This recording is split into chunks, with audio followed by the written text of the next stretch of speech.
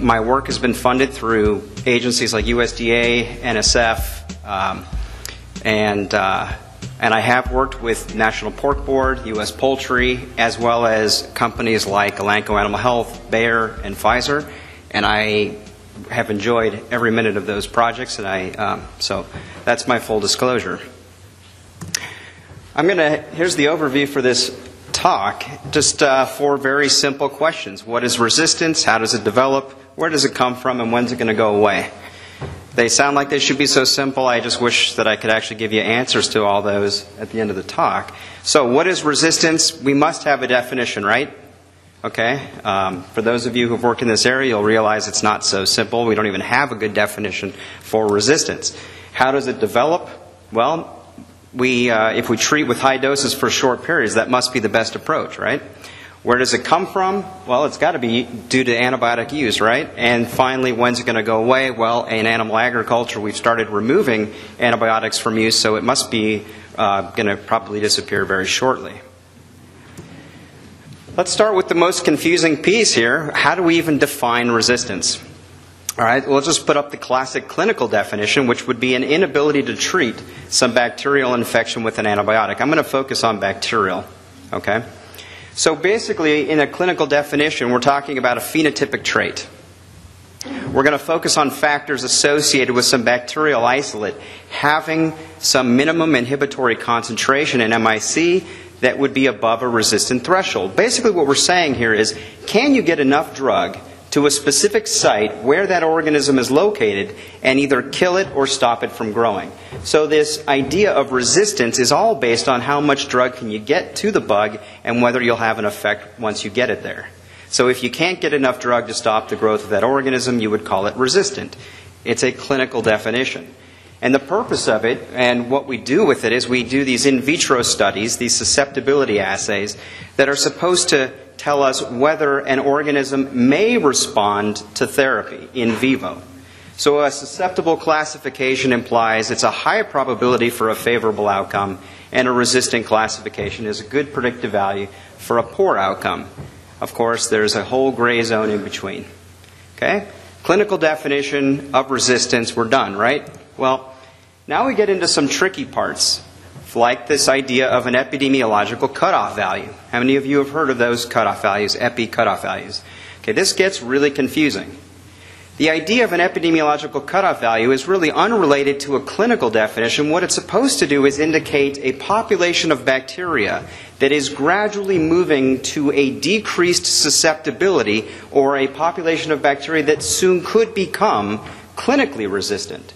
So you basically look at your population of bacteria and you look if there's some natural breaks between MIC values that you could say, here's a population of bacteria that is well below anything that would be considered clinically resistant, so we'll just call that susceptible. But here's a population that is slightly higher in MIC, not resistant clinically, but is approaching that level. Maybe we'll call that resistant using an epidemiological cutoff value because it's meant to be an early detection. So it gives us some idea perhaps of a trend, but a huge problem with epi cutoff values is, one, they don't have any clinical relevancy necessarily, and two, is there is no agreement on actually how to define them. So, problems. Decreased susceptibility does not equal clinical resistance. There is no harmonization of epidemiological cutoff values across countries or regions.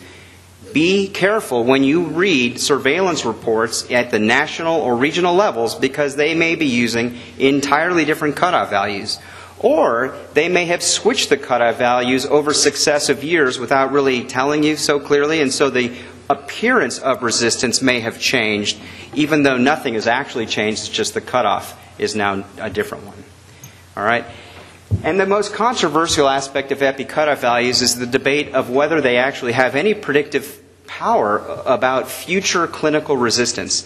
You can see populations of bacteria emerge as clinically resistant, but yet you never saw anything in prior years that would have been classified as resistant using an epi cutoff value. Vice versa, you can have populations that are resistant at epi cutoff values for years, and that population never actually emerges into the clinically resistant range. So there is questionable power about an epi cutoff value. And finally, And just to make it even more confusing, well, what if we just skip the whole phenotypic piece and just say if you have a certain gene of interest, like a resistance gene that we know, if that bacterium has it, it's going to be resistant, maybe we should be using a genotypic definition for resistance. Maybe what we should be doing is following the prevalence and the distribution of specific genes that confer resistance and forget completely about what organism it's in. Because again, these genes can be swapped back and forth. So what is the definition of resistance? I wish, again, I had a nice simple answer for you. Okay, well let's then move to maybe an easier topic. How does resistance develop? If we can't define it, let's at least talk about how it might arise and spread. Doesn't really make a whole lot of sense, but we're going to go with it. To do that, let's start with antibiotic compounds. This slide has actually already been covered a little bit in the earlier talks. Antibiotics, typically we think of them as low molecular weight compounds. They can kill or inhibit the growth of microorganisms. Don't forget that they originally were naturally produced. We now have synthetic analogs to many of them. But the big debate still is, what is their function in nature? The levels are so low in soil of these naturally produced antibiotics. And this is actually a problem about how we think of therapy, because we always assumed that these antibiotics existed as germ warfare. It was one bacterium attacking its neighbor, competition for limited resources. The idea of germ warfare is how we often use antibiotics and any other therapy in hospital situations. We are going to go to war with that infectious agent. The problem is it doesn't seem to hold up. What we're actually seeing now is that these compounds probably are more like signaling molecules. You have communities of bacteria interacting with each other, and these small molecular weight compounds like antibiotics seem to be signaling molecules that inform others in the community about changes to the environment so that as a community they can respond to those changes. So, we have these compounds. They can influence resistance. This was mentioned earlier as well, but it's critical that we get it straight. There are bacteria that are intrinsically resistant to antibiotics. You're not supposed to be using an antibiotic against those organisms. They won't work. That bacterium is intrinsically resistant. It's not because of anything that developed over time. It's just that the function of the antibiotic is not a target against that bacterium. What we're interested in is the acquired resistance, and so we're going to focus on two different ways that you can acquire resistance. One is through mutation, and one is through gene acquisition. And what I'm going to show you in the next several slides is that a lot of the dogma about how we use antibiotics is based on the idea of mutation as the way of acquiring resistance.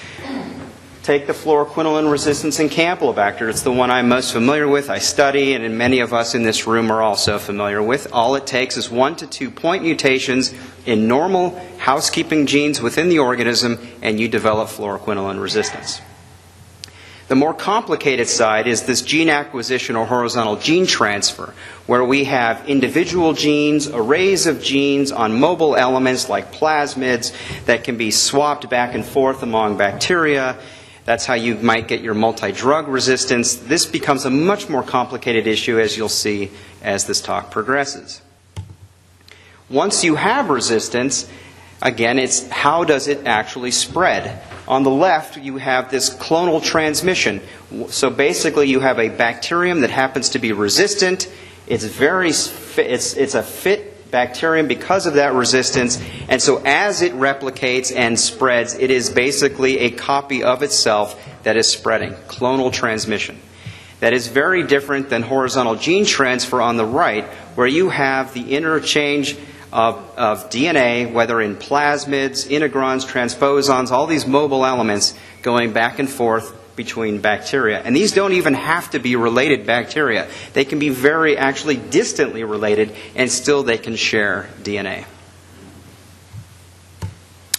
So how do, like for instance, that germ warfare idea, how does it impact how we view antibiotics? Let's go back to 1913, and Ehrlich, who one of his areas of work was in chemotherapeutics, publishes a key paper in Lancet called Scientific Principles, Methods, and Results. So chemotherapeutics, scientific principles, methods, and results. And what he basically said in this talk was that treatment should hit hard and hit early. Now, how many of you learned that as the dogma for how we use antibiotics? hit hard, and hit early. That was meant to avoid mutations. What they were working with, either in organisms like syphilis, like tuberculosis, was how do you prevent a resistant population from emerging? These are obligate pathogens that you want to kill as quickly as possible. So you hit hard, you hit early, and you avoid the possibility of a point mutation resulting in resistance. Okay? Again, the goal of treatment in this case is to prevent the emergence of resistant mutants. I'm going to use a few graphics out of this paper in Emerging Infectious Disease 2002 from Lipsitch and some more. There are some nice graphics just to show these ideas of how antibiotics get applied. The large circles represent our hosts. This could be a human hospital, it could be animals on a farm, it can be whatever host you're talking about. The small circles, green ones represent the susceptible bacteria and red ones represent the resistant. This is the classic hit hard and hit early schematic. Here you have a healthy individual with susceptible bacteria. You apply the treatment. Treatment fails. The resistance population emerges in red. And now that individual can start to transmit the disease to other individuals in the population. Okay? This is a classic infectious disease model of transmission, of treatment failure. It's a failure of the hit hard and hit early principle. Unfortunately, let's look at some of the bacteria that we deal with today. Vancomycin-resistant enterococci, methicillin-resistant Staph aureus. I should put up here the organisms I really work with, like the multidrug-resistant salmonellas, E. coli. Those are complex genetic arrangements that have nothing to do with point mutations. They also are not obligate pathogens. They are typically commensals. Okay? They live normally with you unless given the opportunity to cause disease. So it's unlikely that you are going to see those complex resistances arrive de novo from the treatment of a single individual. What you are talking about here is the spread of resistance over time. The antibiotic application may have some impact on the rate of spread, but not on the development of resistance. That's a very different model than the hit hard, hit early phenomenon. What it looks more like is everyone is carrying some bacteria in them that have some resistance. If you apply the treatment, you may amplify the amount of resistance that that individual is carrying, which would give more opportunity for them to spread it. But it's not resistance that's developing de novo. So it's a key then question is, what kind of drug application is going to select for that resistant population the strongest? If you hit hard and hit early with a high dose of a critically important antibiotic, you will select for that population of resistance that's already there. If you give a low dose of an antibiotic that is, let's say, decades old, is still being used in growth promotion free deficiency claims, perhaps the selection pressure is a lot less, and it wouldn't have the effect on the resistant population as strongly as the hit hard, hit early drugs that you would use in therapy. Treatments. Okay? That is a controversial topic. That's part of the reason I threw it out there, and I want to get back to it later, because if all solutions to this problem are on the table, I think we need to be thinking about all applications of antibiotics and which ones are most strongly selecting for resistance. And it's probably going to vary by drug-bug combination in which environments. One final piece that I don't want us to forget is the indirect effects of antibiotic administration. In this example, everyone is carrying susceptible bacteria. You go to the hospital and you get an antibiotic. If treatment works against whatever you're sick with, guess what happens? You have no more susceptible bacteria. Your normal flora just got wiped out, and they're telling you to take probiotics, right? What does that do to you? It sets you up to now receive whatever you get exposed to. What is the most common risk factor for humans getting a resistant infection in the hospital? And it'll be prior antibiotic use every time. I mean, the next speaker may tell me I'm wrong, but but prior antibiotic use is always a risk factor for acquiring a resistant infection. Why? Because you basically have just wiped out your normal flora, putting yourself at risk. And now you can transmit to everyone else in the community whatever you have just acquired. So let's not forget about the indirect effects of antibiotic administrations. And here, successful therapy means you put yourself and others potentially at risk. So I can put up this question of which is worse for resistance, and we can ask for health. A long-term low dose of an unimportant drug or a short-term high dose of a critically important drug. And we start to play the game of, is it therapy that's preferred, or is it prevention that's preferred, or how do we balance the two? Okay? And again, the dogma, because of hit hard and hit early, would be that high doses over short-term are better. And I don't think that's going to be universally true. Let's see. I'll skip that part. All right, well, since I didn't really answer the question so well of how does it develop, let's go to maybe an easier question, which is how old is it? When did it arise? Where did it arise from? In this crazy little scatter plot of color here that just came out this year in the PLOS One journal, what these investigators did was they went into a cave that hadn't actually seen any humans in this part of the cave for about 4 million years. They brought back samples and they cultured them for bacteria. So in these different panels, you have gram-negative bacteria, gram-positive bacteria. The isolates run down vertically. Across are the antibiotics. And everywhere you see blue, you see resistance to the antibiotics. The darker the shade, the more resistant it is. In these samples from this cave, which supposedly hadn't seen any anthropogenic activity in over 4 million years, we see plenty of phenotypic resistance to the same antibiotics we're using today. So resistance isn't new. Resistance has always been there. Now we could ask whether, well, they were doing culture, maybe they contaminated the samples somehow, maybe those isolates were being actually affected by things happening today. So let's take a different approach. If you don't know this word metagenomics, you should know it, so I'm just going to briefly introduce it. I've been working with Joe Handelsman since about 2002 in this area, and what it means is we're going to look at the DNA profile of every organism in the sample. Okay, we're not going to do any culture work. What we're going to do is ask, what's the diversity of bacteria that are present in the sample? All the bacteria, even those that you can't culture. So in this schematic, what you do is you take your sample, you get the DNA from it, and then you can actually sequence all of it to figure out who's there, what bacteria are there. In other work that we've done, we've taken that DNA and we've actually tried to functionally look for resistance genes. So not just is there a sequence in our sample that says that could be a resistance gene, but we put it into different bacteria and ask, is it functional? And I'll talk a little bit about that. Yeah, I'm your wake-up call tomorrow. I think I talk at 8. So you'll see me again talking about the environment, and I'll go into a little more of that tomorrow.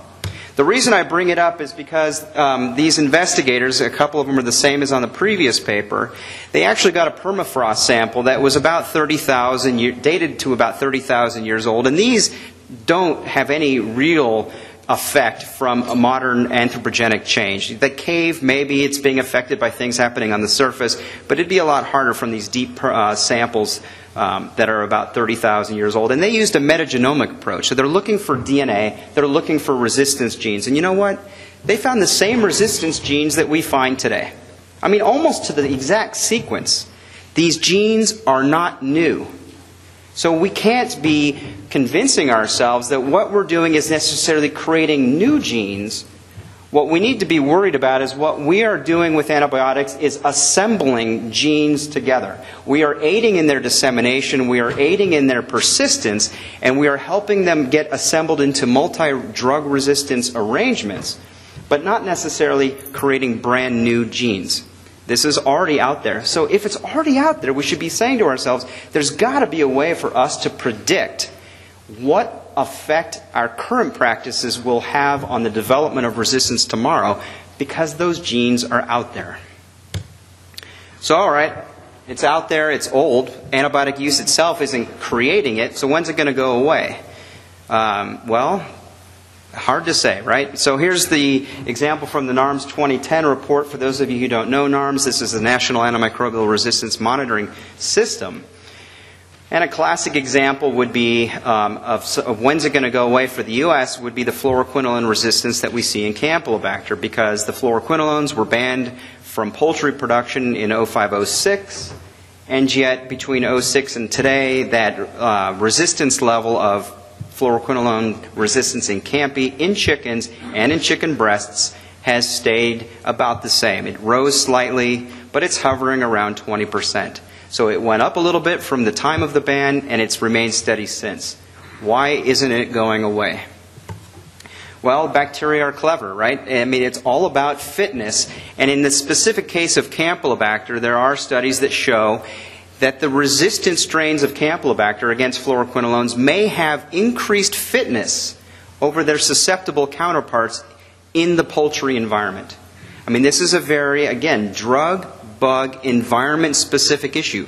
What is it about these Campylobacter that make them more competitive when they're resistant to fluoroquinolones as they try to survive in the poultry environment? Whatever is influencing this is potentially driving this persistence of the fluoroquinolone-resistant Campis in poultry, and we still don't have a handle on it. We can look at other cases of bacterial fitness. I'm going to probably need to move quickly because I know we are also running a little behind. Just to quickly show that a question that always comes up in dairy management, we feed a medicated milk replacer to calves. So the assumption is that if you find resistant bacteria in the calves, it must be because of the medicated milk replacer. And so this group at Washington State did a series of elegant studies looking at this impact. And what you actually find is that there is something about these E. coli populating the calf, that the multi-drug resistant E. coli are more competitive in the calf than the susceptible counterparts. But not in the heifer, only in the calf. It has nothing to do with medicated milk replacer. It has something to do very specifically with that strain or set of strains of E. coli. In this middle line, the one that's at this neutral site, so basically if you're at the 0 mark, there's no competition advantage between resistant and susceptible. The top line was when they were competing resistant to susceptible. Resistant wins. So over many days in the calf. But then they took the resistant strain and they took the resistance out of it. It's called curing it of its plasmid. And they competed him. And you know what? No more advantage. It's right at the 0 mark. It's not the resistance that's giving it the advantage in the calf. It's something else about this E. coli strain. So, as you'll see in a couple seconds in my own work, the age of animal is always important in terms of predicting what resistance you're going to find. Always. Age of animal always comes up. Pigs, poultry, in cows. It's always a factor. Just a quick, you need to be familiar with these terms, especially co-selection, but we can talk about co-resistance, where an organism is resistant to multiple classes of an antibiotic. That might be a multi-drug resistant strain, and it can be due to one mechanism, like one efflux pump can perhaps render this bacterium resistant to multiple classes of antibiotics. So you might say that it's co-resistant to many antibiotics, but the idea of co-selection is that one antibiotic can select for resistance to many different antibiotics. Why would that be? Because of this. So here's a plasmid that we sequenced. This came out of a dairy cow in Illinois during some of my work there. And what you see on this single plasmid is resistance to fluorphenicol, tetracycline, streptomycin, sulfonamides, aminoglycosides, mercury, among others. Oh, and of course the third generation cephalosporins. Any one of those antibiotics, in theory, can select for resistance to all of those antibiotics. That is the idea of co-selection. And this is why the idea of hit hard, hit early does not necessarily fit for these complex multi-drug resistant arrangements on these plasmids. Then they can be spread from bacterium to bacterium. And what's really kind of crazy about this is that I do a lot of work in South America, especially in Chile, and what you see on the top here is actually the exact same plasmid from a dairy cow in the area where I work in southern Chile. You'll see some of that work tomorrow on the environmental side. It has the exact same backbone structure. I mean, we're talking 95% similarity across this entire massive piece of DNA. Yet it's missing the third generation cephalosporin resistance. And so what you see in these plasmids are hotspots where you can be swapping in and out specific genes for resistance and virulence. That's what gives some slight variation by geographic location, by time. But in general, These things are highly conserved and probably very old pieces of DNA that are assembling resistances, in part due to the pressures we're putting on them, like antibiotic administration. So we say to ourselves, let's come up with some alternatives. I know there's going to be a talk in 2 days about the meeting in Paris on alternatives. Alternatives sound great, but the unintended consequences of alternatives scares me greatly. So take this example. I'm not going to assign causality to this, but the association is pretty strong to get us close to thinking causally. Tetracycline was thought to maybe be something that was selecting for the MRSAs versus the MSSAs in Denmark. Well, the tetracyclines went away, right? All of the growth promotion uses went away. They replaced it with things, the alternatives like zinc oxide. MRSAs are now picking up, so we're looking at these MRSAs trying to figure out why is their level increasing on these farms, these swine farms, and what we find is that the MRSA strains are harboring a zinc resistance gene that is under positive selection by the use of zinc oxide on those farms. Is the alternative to the growth-promoting antibiotics that were used in Denmark therefore selecting for the MRSA strains that they're seeing on their swine farms? Possibly. But that is the point. We can't always predict the unintended consequences of these nice alternatives to antibiotics. We need to be thinking a little bit broader about what those potential impacts could be as we design strategies to minimize the use of our classic antibiotics. And I'll finish up here with what I see as sort of as a fault of what we've been doing in animal ag work, which is we just don't have very many long-term studies. We go out and maybe we follow farms over a long period of time, but we don't follow the same animals or the same farms over a long period of time.